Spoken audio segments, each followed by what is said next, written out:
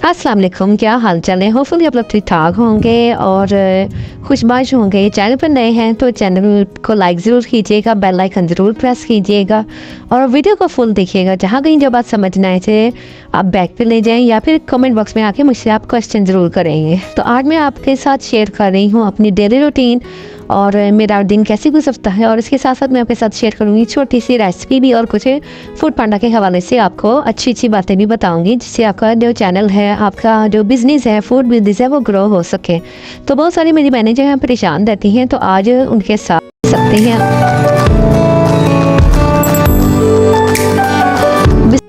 बिस्मिल्लाहिर्रहमानिर्रहीम, अस्सलाम वालेकुम, क्या हाल चाल है। होपफुली आप लोग ठीक ठाक होंगे।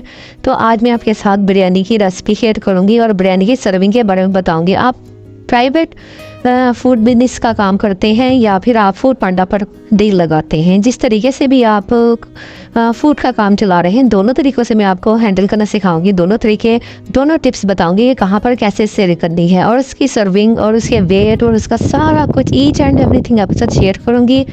और आपको बताऊंगी कि क्या ऐसे तरीक़ेकार होते हैं कि जिनकी वजह से ना हम फूड पांडा पर कामयाब हो सकते हैं।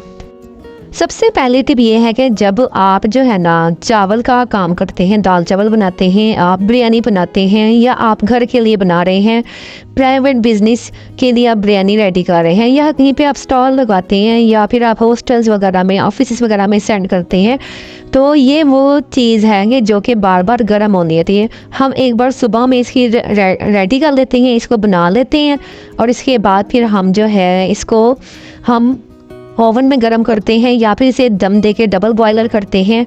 तो आपने चावल कौन से इस्तेमाल करने, चावल हमने एक तो गर्म इस्तेमाल होते हैं, कुछ लोग मंडी से मंगवा लेते हैं, कुछ लोग स्टॉक उठा लेते हैं, तो ठीक है, बचत होनी चाहिए घर के लिए, तो ये सारा कुछ चल जाता है। लेकिन जब हम बिज़नेस लेवल पे ये काम करते हैं ना, तो फिर हमें अच्छी चीज़ उठानी होती है, ताकि जो कस्टमर का जो रुझान है ना वो आपकी तरफ बढ़े, और उन्हें पता हो कि हम जिस टाइम भी इन चावल को गर्म करेंगे तो चावल टूटेंगे नहीं, नरम नहीं पड़ेंगे, हलवा टाइप नहीं होंगे, ख़राब नहीं होंगे। तो आपने सेला चावल इस्तेमाल करने। सेला चावल आप ज़्यादा टाइम के लिए भिगोएं, कम से कम आधा घंटा तो भिगोना होता है। तो जब आप पकाते हैं ना, तो पानी इसका कम हो जाए या ज़्यादा हो जाए, तो वो ना नहीं होते, ख़राब नहीं होते, ना वो ज़्यादा ड्राई होते हैं, तो ना ज़्यादा वो हलवा टाइप होते हैं। वो बिल्कुल उनकी जिस तरह पकते उतरते हैं ना, वो एज़ इट इज़ गर्म करने के बाद भी रहते हैं। लेकिन उसका एक थोड़ा सा एहतियात ये करनी पड़ती है कि जब आप चलाते हैं ना, एक तो उसमें बिल्कुल हल्का सा पानी का ना छींटा सा लगाना होता है, और दूसरे ये है कि उसको ज़्यादा चम्मच नहीं चलाना था, क्योंकि चावल जो होते हैं ना, ज़्यादा चम्मच चलाने से वो टूट जाते हैं। आपने एक जो प्याली सी पिच टाइप चीज़ होती है ना, उस तरह की कोई प्लेट ले लेनी है, प्लास्टिक की ले लें या फिर जो होती है चीनी की प्लेट होती है वो ले लें। तो उससे आपने हल्के हल्के चावलों को उठाना है और बखेरना है। आपने इनको मतलब इस तरह नहीं करना कि टूट जाएं, बहुत एहतियात के साथ आपने इनको चलाना होता है जब कभी आप गर्म करते हैं। इसी तरह अगर आप चावलों का चम्मच यूज़ कर रहे हैं, तब भी आपने ना उसको हल्के से चलाना है। आपने इसको तोड़ तोड़ के या बहुत ज़्यादा चलाना नहीं है, जिसकी वजह से वो बस हल्का सा दम दे लेना है उसके ऊपर, और नीचे आप कोई तवा रख दें या फिर नीचे डबल बॉयलर पानी का बड़ा पतीला रखें ना, जैसे आप अगर स्टॉल पे बैठे हैं या कहीं आपने ठेला लगाया हुआ है या फिर आप कहीं बाहर कमर्शियल लेवल पे आप काम कर रहे हैं, तो नीचे चावल लगने का ख़तरा होता है। तो वो फिर आपने नीचे बड़ा पतीला रखें, नीचे उसके अंदर छोटा पतीला रखना होता है, तो जिसकी वजह से चावल गर्म रहते हैं, लगते नहीं हैं। अच्छा, पहली बात तो मैंने आपको यही बताई है ना कि चावलों को भिगोना है। आपने सेला चावल जो होते हैं वो भिगोने होते हैं, कम से कम ना आप इन्हें 3 घंटे लाजमी भिगोएं। अगर वो भिगोए ना जाए तो वो सख्त हो जाते हैं। दूसरी बात मैंने आपको ये बताई है कि चावल चलाने नहीं है ज़्यादा, वरना टूट जाएंगे। और तीसरी बात ये है, वो भी काबिल गौर है, वो भी अपने लाजमी आपके बिज़नेस का हिस्सा है, कि जब कभी आप चावल देते हैं ना किसी को, बेशक दाल चावल दें, बेशक आप बिरयानी का काम कर रहे हैं या आप पुलाव का काम कर रहे हैं, आपने साथ में रायता लाजमी ऐड करना है। एक रायता और एक सलाद। सलाद आपने वो वाली बनानी है जो कि अचार वाली हो। आपने किस तरह सलाद बनानी है, सलाद आपने प्याज को बारीक बारीक लच्छों में कट कर लेना है, उसको ठंडे पानी में डिप करना है, उसके बाद इसको किसी छन्नी में डाल के खुश्क कर लेना। उसमें खीरे, आपने उसमें हरी मिर्चें और उसमें आपने मतलब टमाटर वगैरह काट के डाल देने हैं। ठीक हो गया। उसके बाद आपने जो अचार होता है वो भी आपने इसमें मिक्स कर देना, उसमें चाट मसाला, उसमें नींबू, उसमें विनीगर। तो आपने इसको हाथों से अच्छी तरह ऊपर नीचे करना है। तो ये आपकी जो है ना सलाद के साथ वो बिरयानी के साथ जो है ना ये सलाद रेडी हो गई है अचार वाली, और दूसरे आपने रायता रेडी करना। और रायता हमेशा ग्रीन कलर का बनाएंगे ना तो वो ज़्यादा अच्छा लगता है। और उसमें आपने पानी बिल्कुल मिक्स नहीं करना, पानी इतना मिक्स करना है कि बस थोड़ा थोड़ा वो ग्रेवी टाइप हो जाए। जितनी वो पतला होता है ना तो वो आपका मेयार गिर जाता है।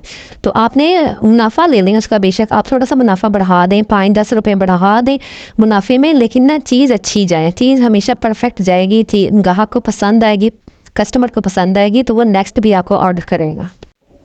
अच्छा जी, यहाँ पर मैं आपको थोड़ा सा बता दूँ कि मैं यहाँ पर अपने नाश्ता रेडी कर रही हूँ। आज नाश्ता बिल्कुल मैंने सिंपल सा करना है, चाय और पराठा बस, और कुछ भी नहीं। मेरा दिल ही नहीं चाह रहा था आज काम करने को, तो बस सोचा कि बस आज ना कोई अंडा लेना है, ना कोई सालन या चने वगैरह भी रखे हुए हैं, लेकिन मैंने आज कुछ भी नहीं लिया, सिर्फ चाय पराठे को दिल कर रहा था। बस जब चाय लेती हूँ ना तो फिर दिल करता क्रिस्पी सा पराठा हो। बस ये नाश्ता चल रहा है मेरा, तो सब्र करें बताती हूँ बाकी फूड पांडा की बातें भी। तो ना आपने फिर क्या करना है कि ना एक बात आपने और सोचनी है कि आपने जब काम करना है ना इसका, फूड पांडा का जब आप काम करते हैं या चावल वगैरह राइस वगैरह का आप काम कर रहे हैं तो आपने छुरी इस्तेमाल नहीं करनी। छुरी आपने एक कटिंग बोर्ड अपने पास रखें, एक चॉपर रखें अपने पास, और जो नाइफ़ है ना वो तेज़ वाली रखें अपने पास। अव्वल तो आप चॉपर पे सारा काम करें। चॉपर आप चाहे हैंड वाला ले आए, यानी कि जो हैंड से चॉपिंग होती है जिससे, या फिर आप जो इलेक्ट्रिक चॉपर होता है वो ले लें। दोनों में से जो आप अफोर्ड कर सकते हैं वो आप ले लें, उससे काम जल्दी होता है। टमाटर भी जल्दी चॉप हो जाते हैं, हरी मिर्ची भी चॉप हो जाती हैं, और उससे जो है ना प्याज, क्योंकि हमें 2-3 किलो तो रोज़ाना जो है ना वो कटिंग करनी होती है। जब छुरी से कटिंग करने बैठेंगे तो वो बहुत टाइम टेकिंग काम है, बहुत टाइम टेकिंग काम है। आप चॉपर में डालें 3-4 टुकड़े एकदम से, वो 2-3 बार उससे प्रेस करें हाथ वाले से, क्योंकि मैंने हाथ वाला भी यूज़ किया हुआ है, मेरे पास इलेक्ट्रिक वाला भी है। तो बस जब थोड़ा काम होता है तो हाथ वाला इस्तेमाल कर लेती हैं, ज़्यादा काम होता है तो इलेक्ट्रिक वाला कर लेती हैं। तो वो बस 2-3 चक्कर लगाने होते हैं, वो प्याज मिनटों में चॉप हो जाती है। तो आप क्योंकि जब जो लोग बिजनेस करते हैं ना, फूड बिजनेस, वो अपने दिमाग को इस्तेमाल करें, वो अपने आप को एक्टिव करें, चुस्त करें, तो जब ही आपका काम चलेगा। वरना ये होगा कि आप काम, अगर वो राइडर का टाइम गुजर जाएगा तो वो तो ऑर्डर कैंसिल हो जाएगा अगर फूड पांडा पर है। और अगर वैसे ही फूड बिजनेस कर रहे हैं तो सारा सारा दिन तो ना लगाना, फिर हाथ तेज़ तेज़ चलाने होते हैं, जल्दी जल्दी सारी चीज़ें भी समेटनी होती है, जल्दी जल्दी चीज़ों को तैयारी भी करनी होती है, और जल्दी जल्दी चीज़ें कटिंग करके बनानी भी होती है। अच्छा जी, होपफुली आपको सारे पार्ट्स अच्छे से समझ आ रहे होंगे, और चैनल को साथ साथ सब्सक्राइब भी कर लें और बेल आइकन भी ज़रूर प्रेस कर लें। हाँ, एक बात और मेरे जहन में आ रही है, वो ये है कि जो फूड पांडा पर काम करती हैं होम शेफ़, या फिर क्या कहते हैं फूड बिजनेस का काम करती हैं, तो आपने बिल्कुल पागल झुल्ली या फिर नहीं हो जाना कि कामों के पीछे बस अपना ख्याल रखना छोड़ दें। आपने अपने खाने पीने के, जब आप सारी दुनिया के लिए खाने पीने का ख्याल रख रही हैं, बच्चों का भी ख्याल रख रही हैं, हस्बैंड आ गए उनको भी जल्दी खाना दे रही हैं, तो आप खुद भी टाइम पे खाना खाएं। खुद आपको जो पसंद है उसके लिए टाइम निकालें, चाहे बेशक खड़े खड़े खाना पड़े, बैठ के खाना पड़े। आप लोग अपनी सेहत का भी लाजमी ख्याल रखें। ये ना हो कि आप मेडिसिन लेना भूल जाए, ये ना हो कि आप खाना खाना भूल जाए कि जी बस कमाने की धुन लगेंगे। बेशक कमाएं, सब कुछ करें, अच्छी बात है। आजकल हर लड़की को, हर औरत को स्टैंड लेना पड़ता है, अपने घर के सरबराह का साथ देना होता है, तो ये सब कुछ बहुत ज़रूरी है। लेकिन साथ साथ अपनी सेहत का ख्याल रखना भी ज़रूरी है, अपने कपड़ों का ख्याल रखना भी ज़रूरी है, अपनी जो है ना सेल्फ केयर बहुत ज़्यादा ज़रूरी है। इन सारी चीज़ों का भी अपने ख्याल रखना है। और अच्छा जी, चलें, ये तो बात होगी आपकी पर्सनैलिटी ग्रूमिंग की। तो नेक्स्ट बात जो है ना वो ये है, अच्छा मेरे पास जो मेरे एक्सपीरियंस की बात है ना, मेरे पास जो ऑर्डर आते हैं ना तो उनमें कभी कभार जो वो कस्टमर होते हैं वो ये कह रहे होते हैं कि आप लोग खड़े मसाले ना डाला करें। जब हम घरों में अपने बिरयानी या पुलाव वगैरह बना रहे होते हैं ना तो खड़े मसाले भी डाल रहे होते हैं, कटिंग मसाले भी डाल रहे होते हैं। तो आप, मेरा तो ये ख्याल है कि जब हम लोग बिरयानी बनाए ना तो वो जो हम दालचीनी, बादियान के फूल, इन सब चीज़ों का पाउडर बना के रख लें, जायफल जवतरी, तो इसके 1 से 2 चम्मच आपने इसमें ज़रूर ऐड कर देने हैं उसके लिए, मसाले के लिए और खुशबू के लिए। और दूसरा, आपने ना बिरयानी मसाले के साशे अगर आप इस्तेमाल कर रही हैं तो वो भी आप पहले से पहले घर में ला के रखें। सारे मसाले खुद के डालें लेकिन 1-2 चम्मच उसके भी डाल दें, तो आपके जो है ना वो ऑर्डर बढ़ जाएंगे, आपके खानों में एक जायका सा आ जाएगा। तो इन चीज़ों का आपने बहुत ध्यान रखना है, क्योंकि ज़्यादा कस्टमर जो होते हैं ना वो खड़े मसाले पसंद नहीं करते, क्योंकि हमने टेस्ट सब कुछ लेके आना है, सारा कुछ करना है, लेकिन उनको ग्राइंड कर लेना है, और ग्राइंड करने से टेस्ट भी आएगा, खुशबू भी, अरोमा भी, सारा कुछ होगा। अच्छा, एक बात और है कि जब आप लोग बिरयानी बनाते हैं, बिरयानी बनाने से पहले आप लोग गोश्त को, चिकन को मैरिनेट करके रखते हैं। तो मैरिनेट करने के टाइम पे ना आपने पानी नहीं इसमें ज़्यादा ऐड करना, क्योंकि पानी अगर हमने ज़्यादा इस्तेमाल किया ना तो वो उससे क्या होगा कि वो गोश्त जो है वो बहुत नरम हो जाएगा। बस आपने दही डालना है, टमाटर डालने हैं, प्याज डालनी है और उसको तकरीबन आपने 15-20 मिनट के लिए, घंटे 2 घंटे के लिए जैसा टाइम हो वैसे आपने मैरिनेट होने के लिए रख देना है। तो वो फिर जो ये सब चीज़ें होती हैं ना, जब आप नमक भी डालते हैं, मिर्ची भी डालते हैं, सिरका भी डालते हैं, नींबू भी डालते हैं, तो ये सारी चीज़ें मिलकर ना एक पानी छोड़ देते हैं। गोश्त का भी पानी निकल आता है, प्याज का भी पानी निकल आता है, और बाकी जो सब्जियां हम उसमें ऐड करते हैं जैसे अदरक लहसुन वगैरह, उनका भी पानी होता है। तो आपने उसको पानी नहीं डालना हम गोश्त में, क्योंकि जब हम बिरयानी में इसको डालेंगे, उसकी लेयर लगाएंगे ना, तो वो फिर गोश्त बहुत ज़्यादा नरम हो जाएगा। हमने सिर्फ उसको ही जो मैरिनेशन वाला सालन है उसमें हल्का आधा कप पानी डाल के तो उसको बस हल्की आंच पे दम पे पकाना है। आपने जब बुनाई हो जाए तो उतार लेना, और फिर उबले हुए चावलों की और हमने उस सालन की हमने लेयर लगानी है। वरना फिर क्या होगा कि जब हम चावलों में उसकी लेयर लगाएंगे तो जो गोश्त होगा वो हड्डियों से अलहदा हो जाएगा, जो कि बिरयानी में बिल्कुल भी अच्छा नहीं लगता। गोश्त गला हुआ भी खूब हो, लेकिन हड्डियों की पकड़ भी मजबूत होनी चाहिए, वरना फिर वो जो सालन कहीं होगा, गोश्त कहीं होगा और हड्डियाँ कहीं होंगी, चावल कहीं नज़र आ रहेंगे, अजीब वो बरतासा नज़र आएगा, तो चावल और बिरयानी अच्छी खिली खिली नहीं बनेगी।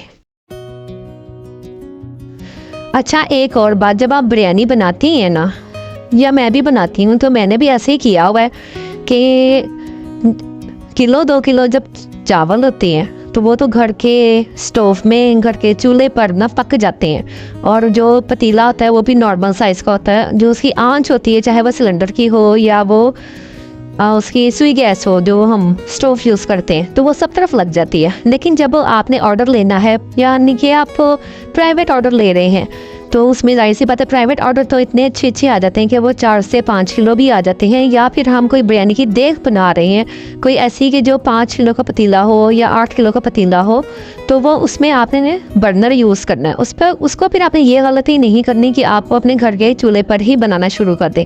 उसके लिए आप बड़े साइज़ का बर्नर खरीदें, ताकि वो जो बड़ा पतीला है ना, उसके पेंदा जो होता है ना, उसके कम से कम चारों तरफ जो आंच है ना वो लगनी चाहिए, और जो उसकी तपिश है आग की, वो सारे मसालों तक, सारे चावलों तक जानी चाहिए। फिर ही वो चावल जो है ना वो एक सा पकेगा।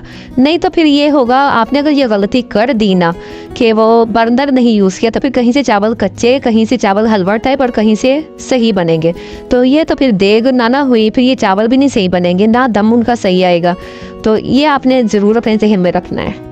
अच्छा, एक बात का आपने और ध्यान रखना है, जब आपने चावल बॉईल करने हैं ना, तो वो आपने 80 to 90% बॉईल करने हैं, क्योंकि जब हम चावलों को दम देंगे, जैसे कि अब ये चावल मैं अलग से यहाँ पे डाल रही हूँ, पहले गोश्त की लेयर लगाई है और उसके बाद मैंने चावलों की लेयर लगाई है, और फिर जो है ना जब दम पे आएंगे, एक आपने इस गोश्त को ना थोड़ा सा जूसी रखना है, थोड़ा सा बस, जैसे कि जो 1 कप होता है ना, उससे आधे कप से भी थोड़ा सा तीसरा हिस्सा जो है ना पानी का आपने इसमें ऐड करना, ताकि जूसी सा हो।